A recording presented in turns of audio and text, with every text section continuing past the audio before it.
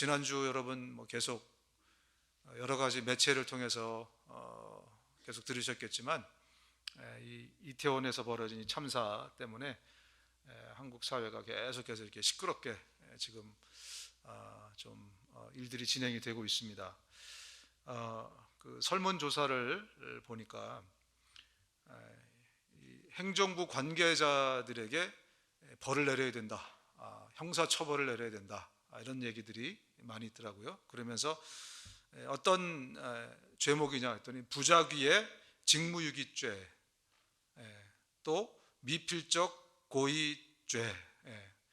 어디서 좀 많이 들어보시지 않으셨습니까? 제가 얼마 전에 우리 영적 부작위의 죄에서 한번 나눈 적이 있는데 깜짝 놀랐어요. 이 죄목을 그들에게 적용해야 된다. 왜냐하면 미리 어떤 사태가 벌어질 것을 알고서도 그것을 내비뒀다는 거죠. 이것을 부작위의 죄다라고 지난번에 한번 나눠드렸습니다. 또 미필적 고의죄, 내가 지금 이대로 가면 앞에 있는 차하고 이게 충돌하게 되는데 그럼에도 불구하고 내가 핸들을 꺾지 않았어요. 그렇게 될 때 그냥 내버려 두면 이게 미필적 고의죄다, 이렇게 얘기를 합니다. 이러면서 정말 작년에 그 축제할 때처럼 미리 준비하고 좀 사람들, 경찰들 좀 보내고 그랬으면 이 156명의 젊은이들이 희생당하지 않았을 텐데 너무 안타깝다, 그런 얘기를 합니다. 참 정말 안타까운 그런 소식인데 앞으로 우리 민족에게 더 이상 이런 아픔들이 생기지 않도록 계속해서 우리가 좀 기도해야 되지 않겠는가. 저희가 사실 새벽 기도 때마다 늘 빼먹지 않고 우리 조국을 위해서 기도하고 있습니다. 그래서 여러분들도 기도하실 때 우리 조국을 기억하면서 계속 기도해 주시기를 부탁드리겠습니다. 야고보서 4장 17절, 지난번에도 한번 나눈 말씀인데 이 말씀이 떠올랐습니다. 그러므로 사람이 선을 행할 줄 알고도 행하지 아니하면 죄니라. 선을 행할 줄 아는데 행하지 않는 것은 바로 이 부작위의 죄, 미필적 고의죄다, 이 얘기를 지금 하고 있는 겁니다. 우리가 할 수 있는 최고의 선은 뭐죠?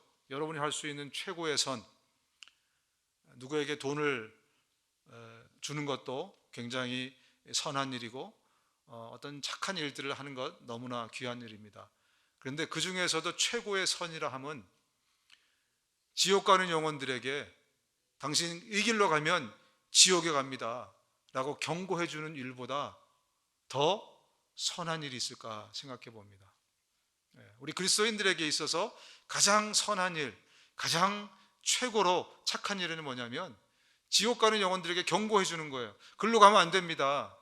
글로 가면 죽습니다. 여기에 영원한 것이 있습니다. 바로 이 천국의 길이 있습니다. 이것을 우리가 알려주는 것, 이게 우리가 할 수 있는 가장 최고 최선의 선한 일입니다.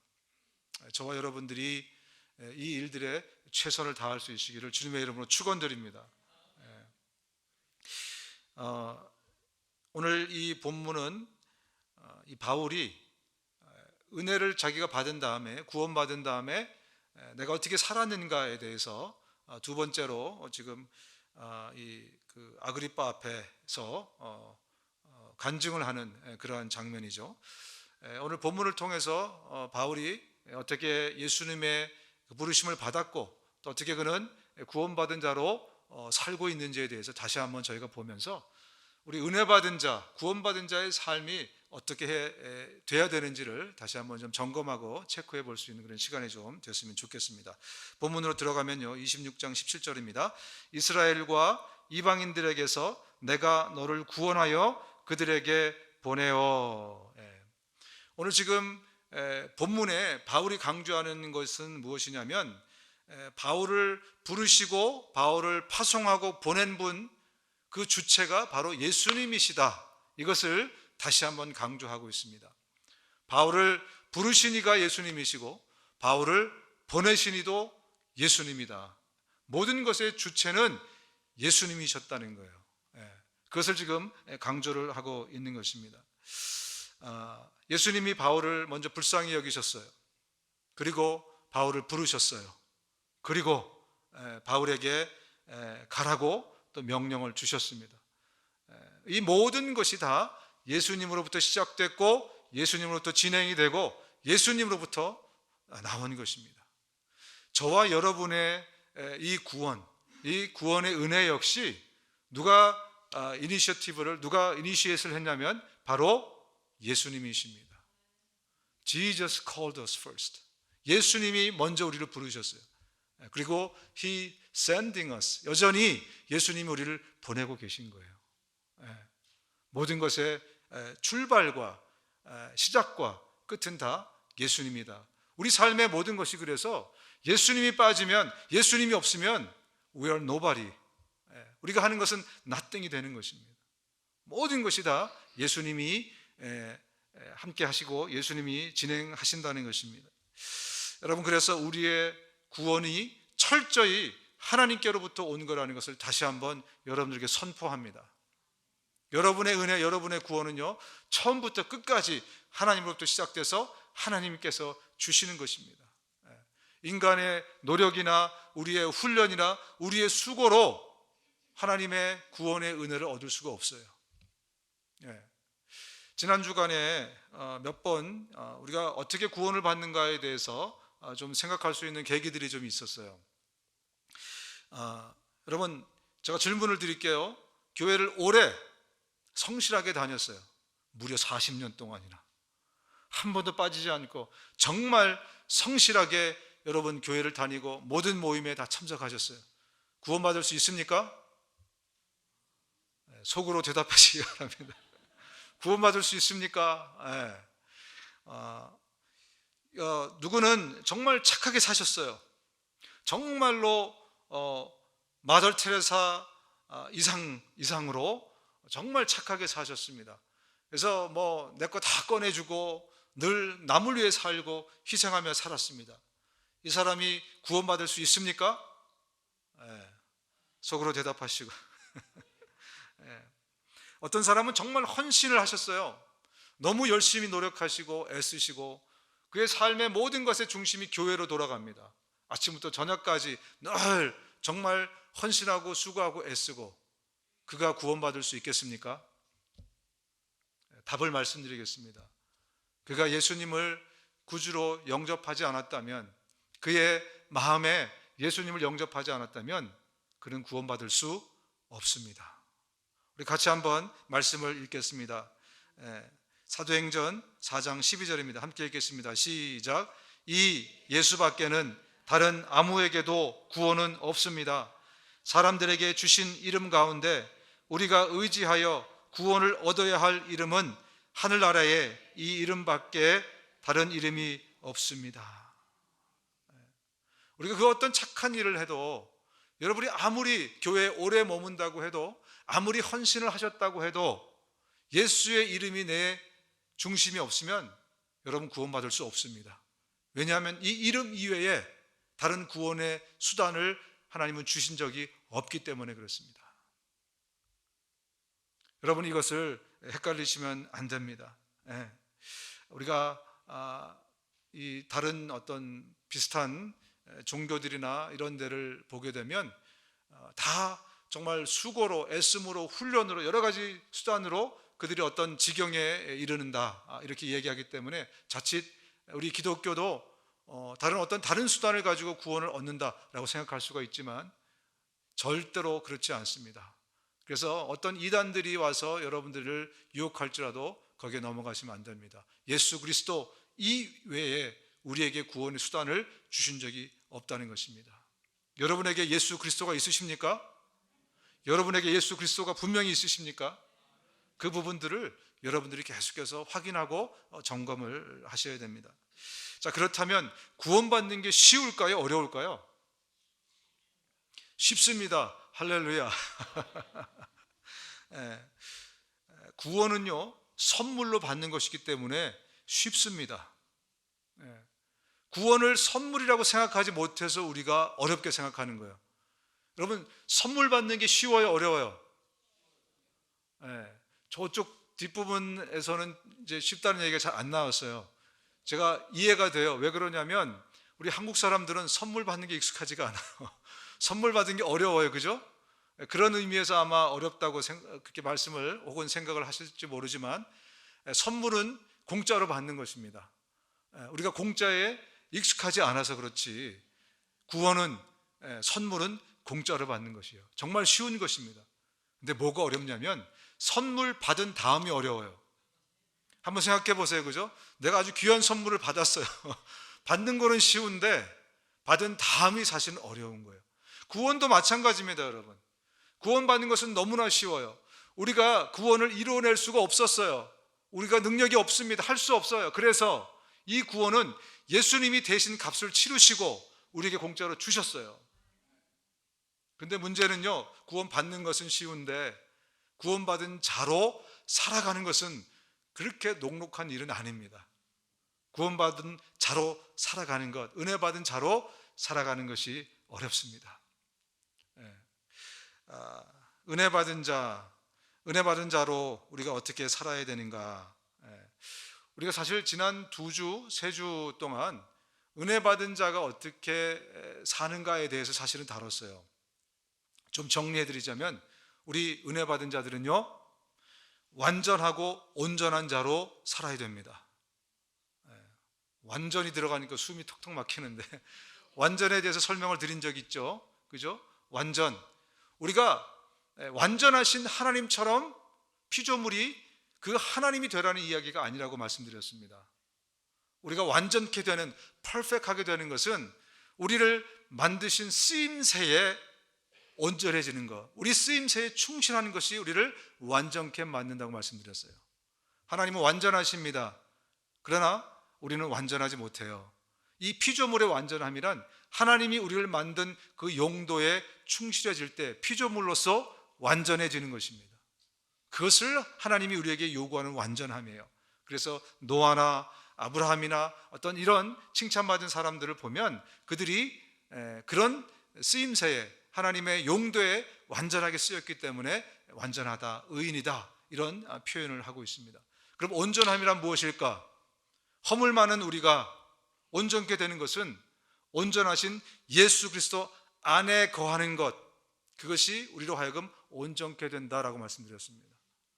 완전은 하나님이 나를 부르신 대로 충실하게 쓰임받는 것이고, 온전이라는 것은 온전하신 예수 그리스도 안에 온전히 거하는 상태, 그게 우리 은혜 받은 자로서 살아가는 거예요. 이것을 종합하면 지난주에 우리가 배운 대로 휘페르테스, 한번 따라하겠습니다. 휘페르테스. 너무나 중요한 단어니까 제가 계속 강조하려고 합니다. 누굽니까? 배 밑창에서 노젓는 노예로, 내 의지도, 내 뜻도, 내 계획도 없어요. 주님이 가라 하면 가고, 멈추라면 멈추고, 조금 천천히, 조금 빨리, 그러면 그 말씀대로 우리가 순종하면서 지내는 그런 휘페르테스로 사는 것이 저와 여러분들이 은혜 받은 자로 살아가는 거라는 거죠. 그럴 때 여러분, 우리 안에 하늘로부터 오는 기쁨과 감사와 또 주님과의 친밀함이 늘 우리 가운데 주어지는 것입니다. 나타나게 되어 있는 거예요. 말씀으로 들어가 보면 데살로니가서 5장 16, 18절에 여러분 잘 아시는 말씀입니다. 항상 기뻐하십시오. 끊임없이 기도하십시오. 모든 일에 감사하십시오. 이것이 그리스도 예수 안에서 여러분에게 바라시는 하나님의 뜻입니다. 이거는 여러분들에게 이렇게 하라, 이렇게 안 하면 안 된다, 이렇게 폴스하거나 강요하는 구절이 아닙니다. 휘페르테스의 삶, 우리가 은혜 받은 자로서 살아갈 때 우리 삶에서 나타나는 자연적인 현상입니다. 뭐가 있습니까? 기쁨이 있는 거죠. 그죠? 감사가 있는 거예요. 항상 기도하라는 것은 간구하라는 말이 또 따로 있습니다. 간구하라는 우리가 기도하라를 알고 있는데, 뭐 구해라 이런 뜻보다 하나님과 친밀한 관계를 계속 유지해라, 유지하게 되는 것입니다. 사실 여러분 가운데 기쁨이 있으십니까? 감사가 있으십니까? 하나님과의 친밀함이 늘 있으십니까? 왜 대답이 작느냐? 왜 우리의 삶에는 이런 감사와 또 기쁨이 늘 넘치지 않고 살다 보면 어려운 일들이 다가오고 불만이 가득하고 슬픔이 있고 또 주님과의 단절이 있고, 문제는 왜 그런 일들이 우리 삶에서 일어나는가? 그러면 우리가 은혜를 받았으면 은혜 받은 자다운 삶을 사셔야 된다고 말씀을 드렸습니다. 은혜 받은 자다운 삶을 사시려면 여러분들이 은혜의 근원이 되는 그 샘 곁에 계셔야 됩니다. 그 샘을 떠나면 여러분들의 삶에서 기쁨이 사라지게 되어 있어요. 불평과 불만이 나오게 되어 있습니다. 감사가 없어지게 되어 있습니다. 그래서 우리가 한번 은혜 받았다고 그게 끝이 아니고 늘 그 은혜의 삶, 은혜의 샘, 그 곁에 저와 여러분들이 늘 머물러야 됩니다. 왜냐하면 은혜는 영적인 피와 같은 거예요. 계속되는 은혜의 공급 없이는 우리가 굉장히 드라이한 그런 삶을 살게 될 것입니다. 어떻게 하면 저와 여러분의 삶에 이 은혜의 샘이, 은혜의 피가 늘 돌게 할 수 있을 것인가? 비결은 딱 한 가지입니다. 여러분들이 은혜가 임하는 자리에 머물러 있어야 돼요. 은혜가 임하는 그 자리에 가시지 않으면 안 돼요. 왜냐하면 은혜는 내가 만들어내는 것이 아니기 때문에 그래요. 은혜는 주어지는 것이기 때문에 그래요. 예수님이 처음부터 끝까지 은혜를 주셨습니다. 그리고 계속해서 그분이 우리에게 그 은혜를 공급하고 계시는 거예요. 그래서 그 은혜의 자리를 떠나게 되면 저와 여러분들이 은혜 받는 것을 실패하게 되는 거죠. 여러분, 구약 성경을 보면요, 이스라엘 백성들이 늘 뭘 중심으로 살아갑니까? 뭘 중심으로 살아가요? 구약 성경에 보면 어디에 가서든지 기도할 때 어디를 향해요? 성전, 그죠? 이스라엘 백성들이 늘 성전을 중심으로 그들의 삶을 살아갑니다. 심지어 포로로 끌려가서도요, 거기서 성전 쪽을 향해서 기도해요. 왜 그런 버릇이, 습관이 생겼냐면 이 생명의 근원 되신, 은혜의 근원 되신 하나님이 성전에 임하셨기 때문에 그래요. 그래서 구약 시대에는요, 아무 데서나 제사를 드릴 수 있습니까? 없습니까? 없어요. 산당 이런 거는 하나님이 허락하신 게 아니에요. 인간이 우상 숭배하고 인간이 만들어 놓은 거예요. 그러다 나중에 그것을 성전처럼 이용하고 한 것이지, 하나님은 절대로 다른 곳에서 하나님을 예배하는 것을 허락하지 않으셨어요. 오직 성전의 지성소 시온자 위에만 하나님이 계셨기 때문에 이스라엘 백성들이 늘 성전 중심으로 살아가게 된 거예요. 왜? 샘이 거기 있으니까. 그런데 이사야서 48장 21절 이렇게 말씀하죠. 주님께서 그들을 사막으로 인도하셨으나 그들이 전혀 목마르지 않았다. 주님께서는 바위에서 물을 내셔서 그들로 마시게 하셨고 바위를 쪼개셔서 물이 솟아나게 하셨다. 하나님이 계신 곳이면요, 그분 때문에 생명의 샘이 거기에 있기 때문에 언제든지 은혜가 거기서부터 흘러나왔습니다. 그래서 이스라엘 백성들이 찾은 곳이 성전이었어요. 거기에 은혜가 있으므로. 그런데 이제 신약 시대, 지금은 우리가 성전을 찾아도 됩니까? 안 됩니까? 지금은 성전 찾는 사람이 없어졌어요. 왜 그럴까요? 왜냐하면 참 성전 대신 예수님이 오셨기 때문에 그래요.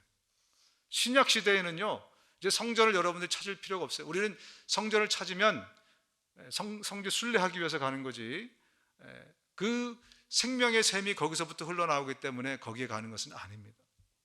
왜? 진짜 성전 대신 예수님이 이제 우리 가운데 오셨기 때문에. 예수께서 성전이라고 하시는 것은 자기 몸을 두고 하신 말씀이었다. 누가 이제 참 성전이라고요? 예수 그리스도. 그래서 이 예배당이나 저 예루살렘에 있는 성전이나 이것이 더 이상 은혜의 근원이 아닙니다. 예수 그리스도, 그분이 은혜의 근원이에요. 그런데 예수님은 말씀이 육신이 되어서 오신 분이에요.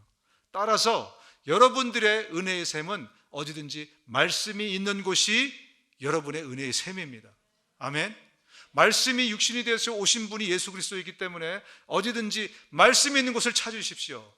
거기에 여전히 하나님의 은혜가 거기에서 흘러나오고 있는 거예요. 여러분, 말씀의 자리에 가시는 것을 사모하십니까? 정말 길을 쓰고 그 자리를 여러분들이 찾으셔야 됩니다. 여러분의 삶이 늘 은혜로 충만하기 원한다면, 마르지 않기 원한다면, 예수님이 그리스 출신의, 헬라 출신의 한 여인을 통해서 우리의 사모함이, 우리의 어떤 갈급함, 그것이 얼마나 중요한지에 대해서 말씀을 해주고 계십니다. 예수님이 이제 바리새인들과의 논쟁을 뒤로 하고 유대 땅을 떠나서 저 두로 지역으로 한번 이동한 적이 있으십니다. 예외적으로 이방 땅이죠. 그쪽으로 가십니다. 가셔서 거기서 한 여인을 만나세요. 그리고 그 여인을 통해서 우리에게 간절함이, 사모함이 얼마나 중요한 것인지에 대해서 교훈을 주고 계십니다. 그 여인의 이름은 수로보니게 여인이에요. 이 여인을 헬라 여인이라고 표현하는데, 헬라 여인이라고 특별히 표현한 것은 사마리아 여인이 아닙니다. 지성인이다 라는 그러한 어떤 표현입니다. 많이 배운 여성이죠. 이 여성이 예수님께 나와서 뭐를 요구합니까? 예수님, 내 딸이 귀신 들렸으니까 예수님이 그 딸을 좀 살려주십시오 라고 그렇게 얘기를 합니다. 부탁을 드리는 거죠. 그랬더니 예수님이 뭐라 그러죠? 아주 모멸감을 줍니다. 그 많이 배운 지식인 여성에게 내 자식이 먹을 거를 개에게 던져주는 법은 없다. 여인을 많이 배운 여성을 뭐 취급한 거죠? 개 취급한 거예요. 그런데 그 여성이 어떻게 대답을 합니까? 주님, 그러나 상 아래에 있는 개들도 자녀들이 흘리는 부스러기는 얻어먹습니다. 이 말을 딱 합니다. 그랬더니 이 말의 의미는 뭡니까? 저 개 맞아요. 그러나 갈급합니다. 저에게 주님의 은혜를 주십시오 라는 그런 표현이죠. 그랬더니 예수님이 이렇게 말씀합니다. 네 말이 옳다. 이제 너는 돌아가거라. 이미 귀신이 네 딸에게서 나갔다. 여러분, 이것을 의역하면요, 야, 네가 우문현답이구나. 내가 어리석게 말했는데 네가 아주 지혜로운 답을 했구나. 그러니까 네 딸에게서 귀신이 나갔다. 이렇게 한 얘기가 아니에요. 무슨 얘기입니까? 네가 많이 배웠지만 자존심까지 내려놓고 네가 이렇게 사모하니 내가 네 딸 고쳐줄게. 바로 이 얘기를 하신 것입니다.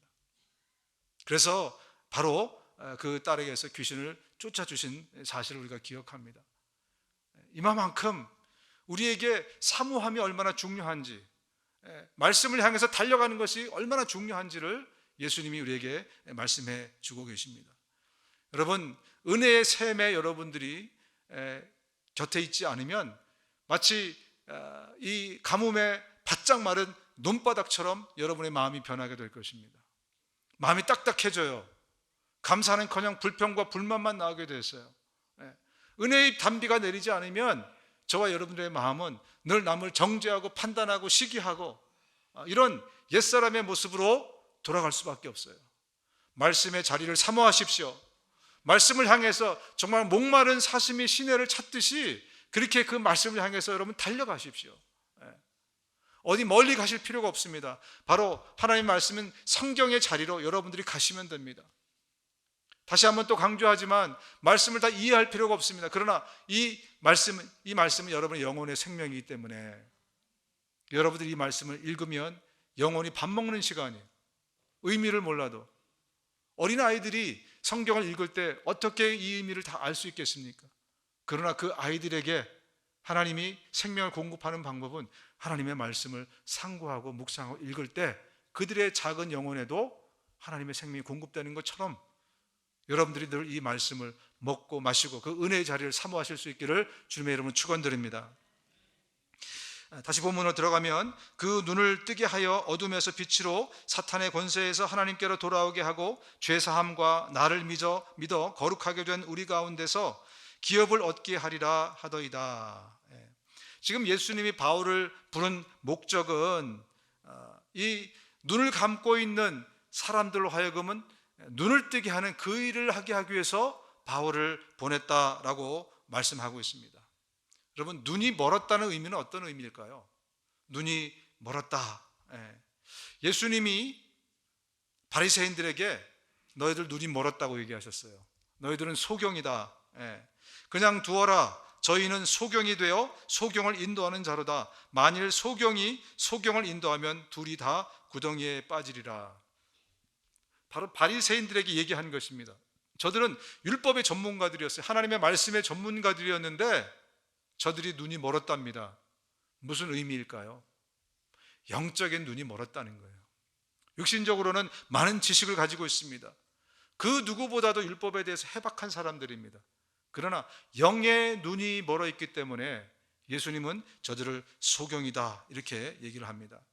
구약에 보면 이 노환뿐만이 아니라 나이가 들어서 뿐만이 아니라 영적으로 감각이 무뎌질 때, 그때 눈이 멀었다, 눈이 보이지 않는다, 이런 표현을 구약에 자주 쓰는 것을 우리가 봅니다. 사무엘상 3장에도 보면 어린 사무엘이 엘리 밑에서 여호와를 섬기고 있을 당시에는 여호와의 말씀을 듣기가 매우 힘들었고 환상을 보는 일도 거의 없었다. 그러다 어느 날 밤 눈이 어두워 잘 보지 못하는 엘리는 자기 방에 가서 누웠고, 이 말씀이 의미하는 바가 뭐냐면 엘리는 단지 노환으로 눈이 침침해졌다 혹은 안 보인다 그런 얘기를 하는 게 아니에요.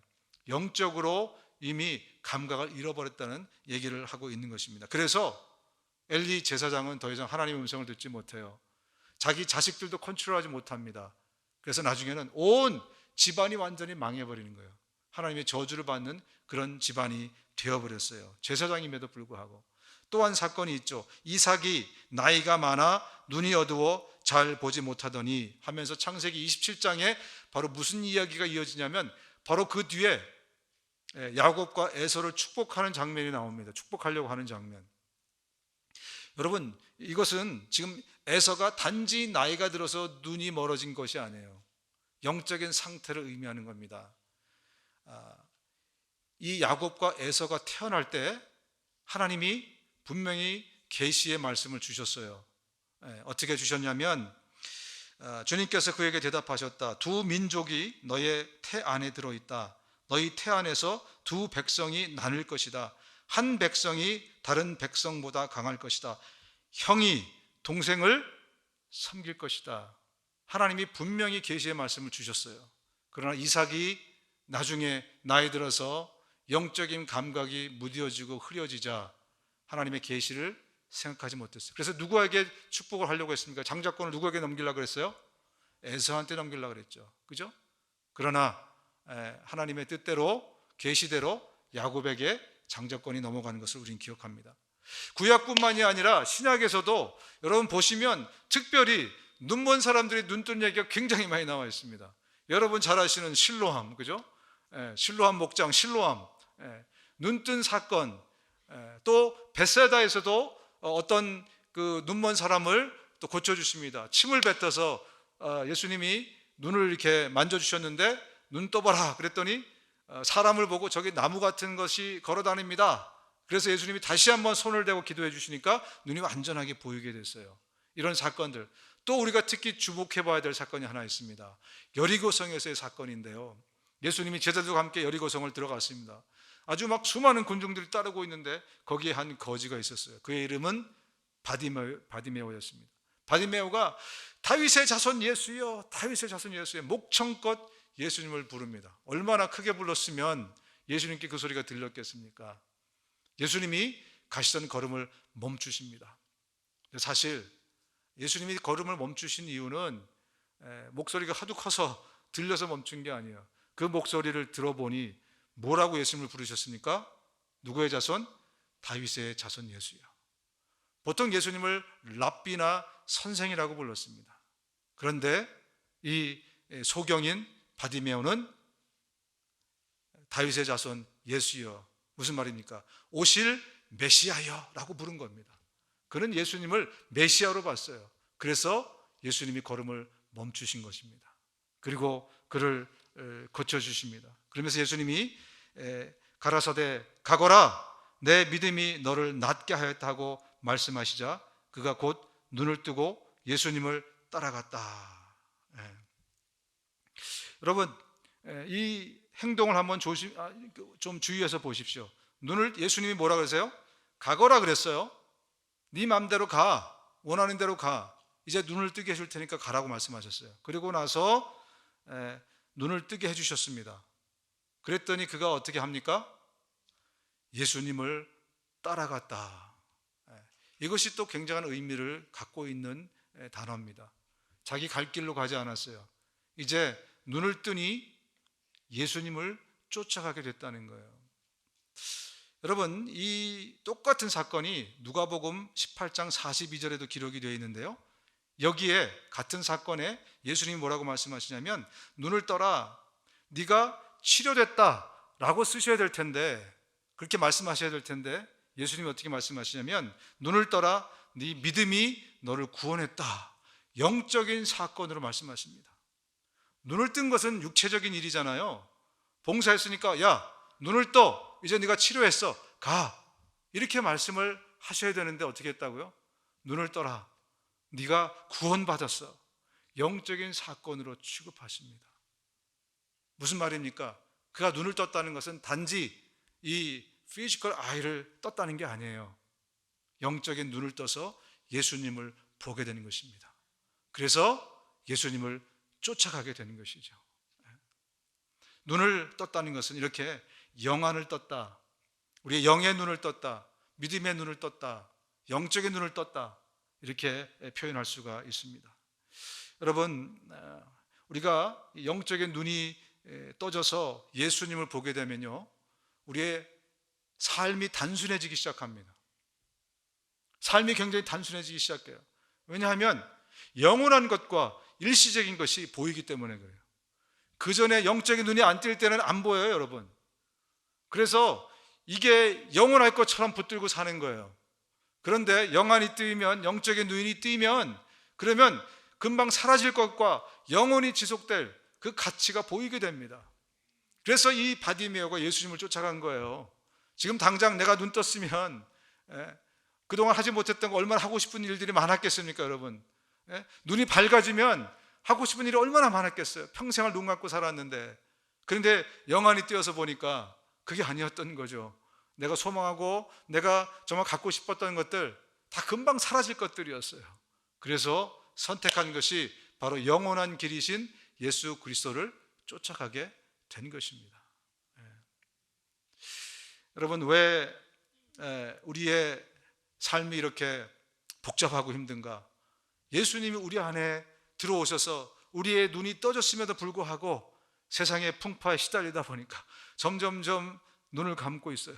설교 듣다가 점점점 눈이 감아지는 것처럼 생명의 말씀을 듣다가도 눈이 감아지는 것처럼 우리의 눈이 예수 그리스도를 만나고 활짝 뜨이게 됐는데도 불구하고 늘 그 은혜의 샘 곁에 있지 않으면 우리의 눈이 점점점 감기게 되어 있습니다.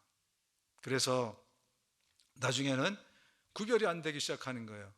영원한 것과 금방 사라질 것이 구별이 안 되는 거예요. 여러분, 지난주에 닥친 가장 큰 문제가 무엇이었습니까?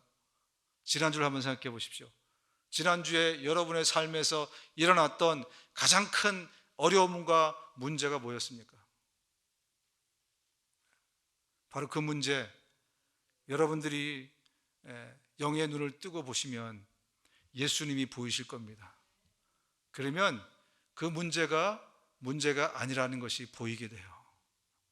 우리가 예수님을 못 봐서 그렇지, 영적인 눈이 안 띄어져서 예수님을 못 봐서 그렇지, 예수님을 보기만 하면 여러분 삽니다. 아무리 어려운 문제를 여러분들이 닥치고 있더라도요, 예수님을 볼 수 있으면 여러분은 사시는 거예요. 그분이 답이고 그분이 해결책이기 때문에 그래요. 저와 여러분들의 문제는 영적인 눈을 지금 감고 있다는 겁니다.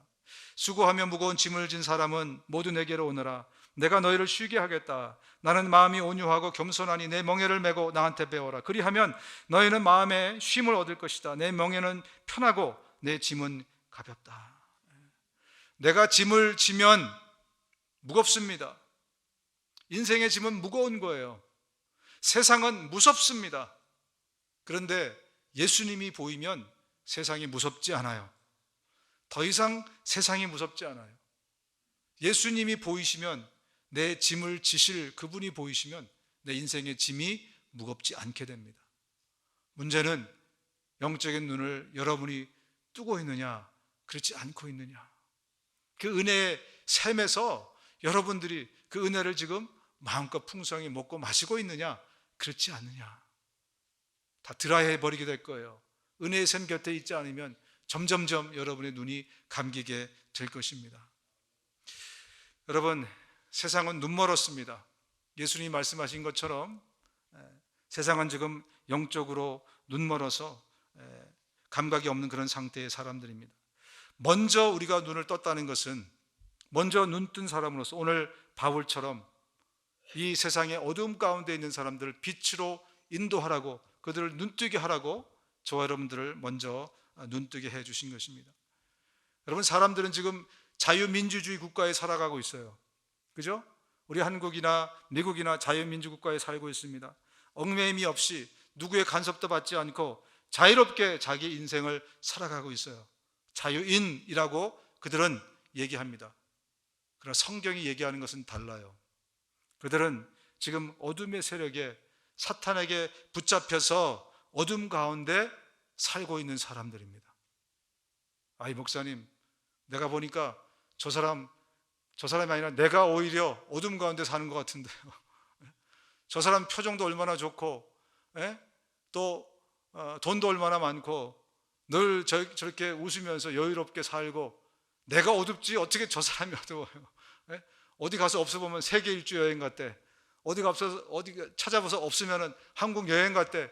맘대로 돌아다니고 맘대로 형편 있고 얼마나 저런 화사한 삶을 사는데 어두우면 내가 어둡지. 이렇게 얘기하는 분이 계실 겁니다.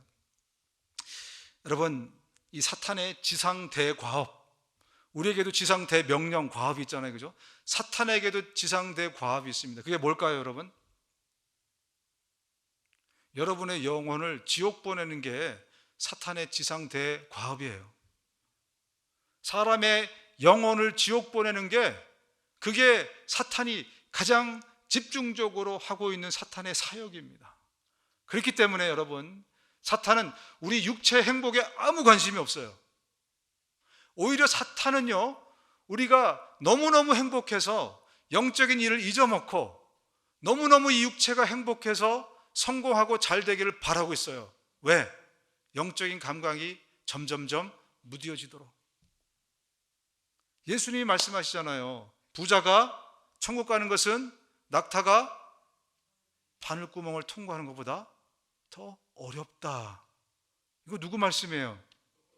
예수님이 하신 말씀이에요. 그 얘기는 뭐냐면, 우리를 만드신 예수님이 우리를 너무 잘 아세요. 우리가 돈도 많고 성공하고 잘 되고 승진하고 저 성공의 사닥다리 맨 끝에 올라오는 거 우리를 바라고 있지 않습니까? 그런데 예수님의 말씀에 의하면 그렇게 되면 우리의 영적 감각이 점점점 무디어진다고 말씀하고 있어요. 주님으로부터 점점점 멀어진다고 말씀하세요. 오히려 사탄은 여러분이 출세하기를 바랍니다. 사탄은 여러분이 성공하도록 박수치는 거예요. 계속 잘 나갈수록. 왜? 예수님에 의하면 점점점 우리가 주님으로부터 멀어질 확률이 높아지기 때문에 그래요. 그런데 여러분이 바라는 건 뭐죠 지금? 어떻게 하면 내가 빨리 리타이어를 해서 빨리 이 육신의 행복한 삶을 마음껏 즐기고 누리고 그렇게 살아갈까? 젊은이들은 그런 생각을 하고 있습니다. 얼마나 안타까운 일인가. 우리가 영적으로 눈이 깨이게 되고 영적으로 접근하기 시작하면 그때 사탄이 방해하기 시작합니다. 사탄은 우리의 육체의 삶이 잘 되는 것에 절대로 방해하지 않습니다. 왜? 넘어질 확률이 더 많으니까. 사탄은 머리가 좋아요. 확률상 우리가 잘 나갈 때 하나님과 멀어질 확률이 더 많겠습니까? 적겠습니까? 사탄은 알아요. 그렇기 때문에 여러분이 잘 되는 것은 사탄이 박수칠 일입니다. 육신적으로 잘 되는 일은. 그러나 영적으로 잘 되는 일에 대해서 그는 절대로 가만히 있지 않습니다. 득달같이 달려들어서 영적인 방해를 하기 시작합니다. 여러분, 교회에 처음 나오실 때, 예수를 처음 믿을 때 영적 방해가 굉장히 심하다고 제가 말씀드립니다. 사탄이 가만히 있지 않기 때문에 그래요. 영적인 눈이 딱 띄어졌을 때 어떻게 하면 더 주님으로부터 멀어지게 할까? 예전에 제가 이제 어떤 회사에서 한 3, 4년 정도 목요일 날마다 예배를 인도한 적이 있어요. 예배를 인도했는데 이제 그 예배에도 이렇게 전도를 하잖아요, 그죠? 어떤 자매를 전도해 왔는데 그 주에 말씀을 듣더니 자기가 다시 교회를 다니기로 했다 그러면서 주일날 이제 저희 교회로 오신 거예요. 오셨는데 한 주 오고 안 오는 거예요. 그래서 아니, 이분이 어떻게 된 거지? 그래서 이제 그 전도 한 분에게 제가 물어봤어요. 그랬더니 목사님, 그분이 원래는 교회를 예전에 다녔는데 교회 다니고 나서 굉장히 집안에 안 좋은 일이 발생했다는 거예요. 그래가지고 교회 다니면 이런 일이 있구나. 그래서 교회를 안 다니기 시작했는데 지난번에 몇 년 만에 와가지고 말씀 듣더니 다시 회복해야 되겠다, 그런 생각을 가지고 교회에 왔는데 월요일 날 아침에 출근을 하려다 보니까 자기 차의 유리창이 다 깨져 있더래요. 그래서 그 자매가 생각한 게 교회 다니면 이렇구나. 안 되게 영적인 방해가 그에게 있는 거예요. 한 청년은 아버지를 위해서 기도해달라. 우리 아버지가 이번 전도 축제가 옛날에 있었는데 그때 모시고 오려고 하는데 기도해달라. 그래서 왜 그러냐 그랬더니 아버지가 예전에 자기가 열심히 기도해서 아버지가 교회를 정말 처음으로 나왔대요. 너무나 기쁘고 감사했던 거예요. 근데 그 주에 아버지가 지붕에서 떨어지셨어요. 그 다음부터는 다시는 내가 교회 안 간다, 내가 교회 갔기 때문에 이런 일이 나한테 발생했다. 여러분, 그게 우연인지 필연인지 저는 잘 모르겠지만 많은 경우에 보면 제가 아는 것은 우리가 영적인 감각을 되찾으려고 할 때 사탄의 방해가 있습니다. 영적인 눈을 뜨게 하려고 할 때 사탄은 엄청나게 방해합니다. 오히려 육체 행복은 그가 밀어주는 일이지만 영적인 행복을 그는 늘 저지하는 그게 사탄의 계략이라는 것을 우리가 아시기 바랍니다. 그래서 여러분, 처음 교회 다니시는 분들 특별히 기도해 주셔야 돼요. 그래서 사탄이 공격하지 못하도록, 공격해도 정말 우리의 기도가 더 세서 천군 천사가 그들을 지켜주시도록 그렇게 저와 여러분들이 기도해야 됩니다. 여러분, 예수님이 우리를 부르신 목적은 어둠 가운데 있는 그 영혼들을 불러내라고, 빛 가운데로 그들을 불러내라고 예수님이 저와 여러분을 먼저 부르신 거예요. 여러분, 사람 살리는 일보다 더 보람된 일이 있습니까? 죽어가는 사람을 살리는 그 일보다 더 기쁜 일이 있겠어요? 없습니다. 하물며 영원한 죽음에 가는 사람을 우리가 우리의 워닝 사인을 통해서 저들을 영원한 생명을 이끌 수 있다면 이것보다 우리 삶에 더 기쁘고 즐거운 일은 없을 것입니다. 우리뿐만이 아니라 하나님이 기뻐하십니다. 이번 한 주간에도 어둠 가운데 있는 많은 영혼들, 겉보기에 나보다 더 잘 사는 것 같고 나보다 더 오히려 내가 부러운 삶 같지만 여러분, 그 영혼들은 지금 그 어둠 가운데 있습니다. 저와 여러분들이 빛 가운데로 인도할 수 있는 귀한 한 주간이 될 수 있기를 주님의 이름으로 축원드립니다. 눈을 감으시겠습니다. 오늘 예수님을 영접할 또 영혼들이 있을지 모릅니다. 우리가 그 영혼들과 함께 기도하겠습니다. 예수님을 영접하는 기도를 하겠습니다. 예수님, 내가 죄인으로 태어나 죄 짓고 살아가는 죄인인 것을 고백합니다. 나의 죄를 용서하여 주옵소서. 예수님이 내 죄를 대신해서 십자가에 죽으시고 부활하셔서 감사합니다. 내가 이제 예수님을 내 구세주요 인생의 주인으로 모시기 원합니다. 나를 불쌍히 여기셔서 내 마음에 들어오시옵소서. 이제 나를 다스려 주시고 하나님의 나라로 나를 인도해 주십시오. 예수님의 이름으로 기도합니다. 아멘.